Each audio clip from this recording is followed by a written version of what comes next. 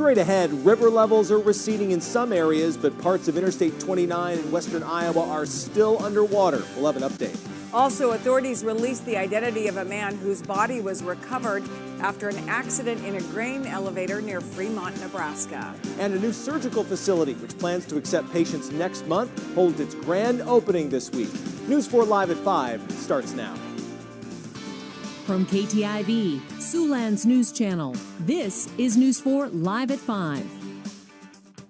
Floodwaters are slowly receding along the Missouri River, but not fast enough to reopen a key stretch of interstate in western Iowa. Good evening, everyone. I'm Matt Breen. And I'm Stella Daskalakis. You are looking at a live look at the northbound and southbound lanes of Interstate 29 at the I-680 interchange north of Council Bluffs. The 10-mile stretch between the Crescent exit and Missouri Valley closed late last week. A detour is in effect. Leaders in Yankton County, South Dakota say they continue to reach out to those hard hit by recent flooding. Yankton County emergency managers say an American Red Cross Recovery Service Center will be open this Friday and this Saturday for the community. People will be able to get cleanup kits, recovery planning information, and find out more about resources and assistance that's available through the Red Cross. Yankton residents can go to 807 Capitol Street from 10 a.m. to 8 p.m. this Friday and Saturday. You don't need an appointment.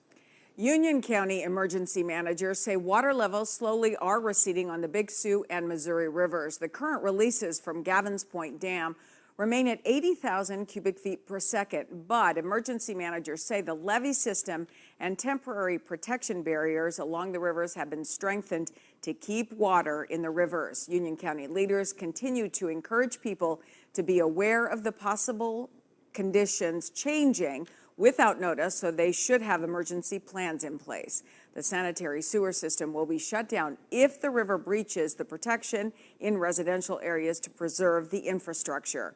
Irrigation systems should be left off. The South Dakota Department of Health has some tips for folks who are cleaning up after the recent flooding. So if your home has been flooded, make sure the electricity and natural gas or propane tanks are shut down. When you return to flooded homes, use battery-powered flashlights instead of candles after dark in case of a gas leak. And avoid wading in that standing water. Now, if you're concerned about mold, disinfect your home. The Centers for Disease Control and Prevention recommends that all walls, hard-surfaced floors, and household surfaces get cleaned and disinfected with soap, water, and bleach. Most household cleaning products will do the job if you use them correctly. So check the label for directions on which materials it can be safely used and how much you can use. Now, belongings that can't be washed in that hot water or even dry clean, things like mattresses or upholstered furniture, they should be air dried in the sun and then sprayed with disinfectant. Carpets should be steam cleaned, and residents should wear boots and rubber gloves while they clean. Understand, you can't salvage everything. Certain building materials, we're talking about drywall, paneling, carpet, and furniture, things that were damaged by prolonged exposure to moisture, they may have to be thrown out entirely.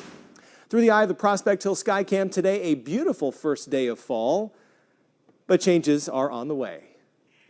Chief Meteorologist Ron Demars, there you are. He's outside today on the weather patio. Why wouldn't we send him out there? It's a lovely day, Ron, but not for long.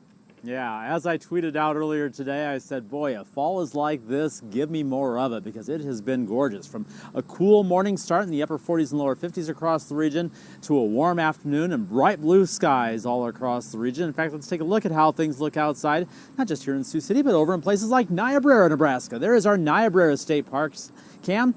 Boy, beautiful conditions. Bright blue skies. We have temperatures in the upper 70s and lower 80s. This is our Signal Hill cam right here at KTIV. We're here in Sioux City. We're at 79 degrees. Low 80s, though, in O'Neill and Norfolk. And over in Spencer and Storm Lake, you're sitting at 79, just as we are here in Sioux City.